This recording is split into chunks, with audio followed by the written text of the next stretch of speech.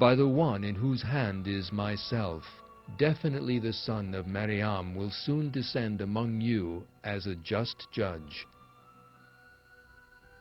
And he will break the cross, kill the pig, and abolish the jizya, and wealth will be so abundant that no one will accept it.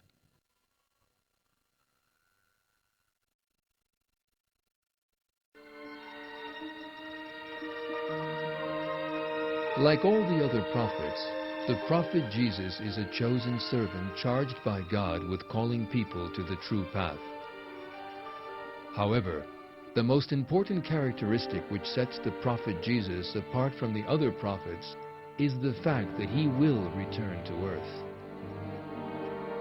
Contrary to what many people think, the prophet Jesus was not killed by being crucified. The fact that he was not killed is made crystal clear in the Quran, and we are told that God raised him to his presence. In no verse is there any reference to the prophet Jesus dying or being killed.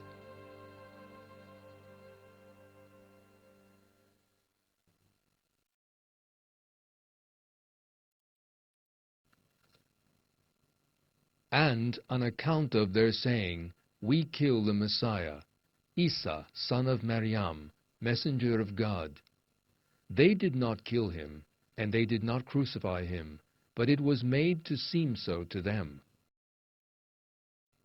Those who argue about him are in doubt about it. They have no real knowledge of it, just conjecture. But they certainly did not kill him. God raised him up to himself. God is almighty, all-wise.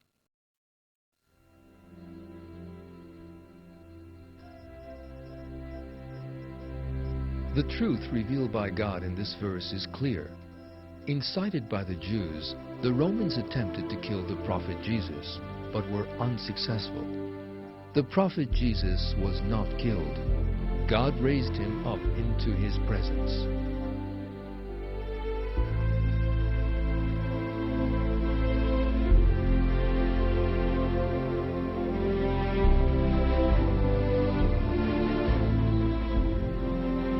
In addition, certain information given about the prophet Jesus in the Quran may possibly come about in only one way: with the return of the prophet Jesus to earth.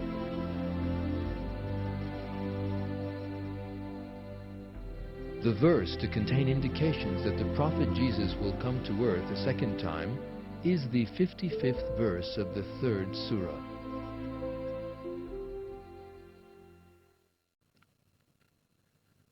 When God said, "Isa, I will take you back and raise you up to me and purify you of those who disbelieve, and I will place the people who follow you above those who disbelieve until the day of rising.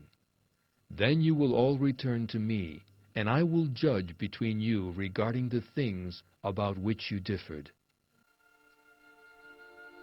The expression, "I will place the people who follow you above those who disbelieve until the day of rising," in the verse refers to a situation that has never yet been experienced.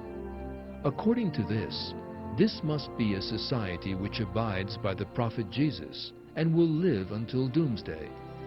Such a society can only emerge with the return of the prophet Jesus to earth.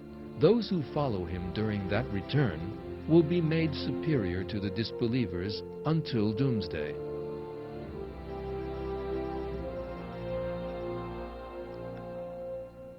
In verse 159 of Surah 4, God gives us very important information about the situation of the prophet Jesus.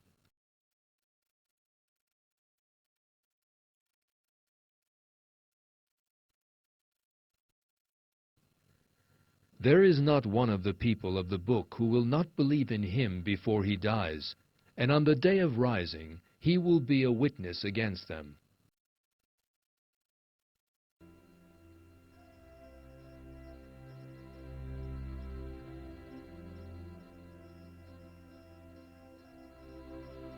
According to the verse, there must be a time when all Christians and Jews believe in the prophet Jesus.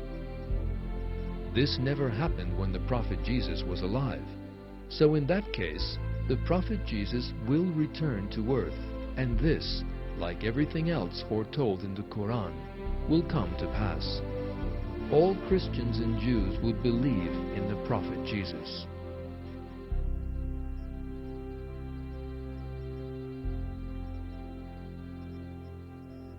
There is a great deal of information in the Quran about the prophet Jesus being sent back to earth.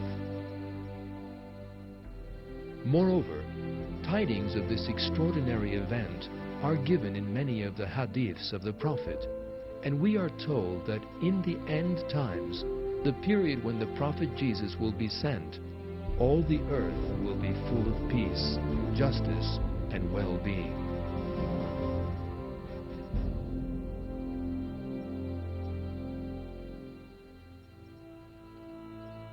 This second coming will take place during the time of the Mahdi, and he and the prophet Jesus will continue their struggle together. When the prophet Jesus returns, he will do away with superstitions which are outside the essence of Christianity, such as the belief in the Trinity and monasticism.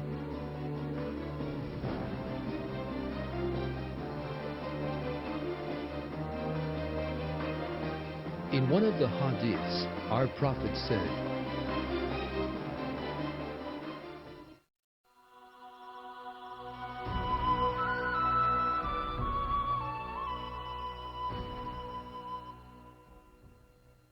"He will certainly descend to earth. He will call people to Islam. At that time, God will do away with all religions except for Islam."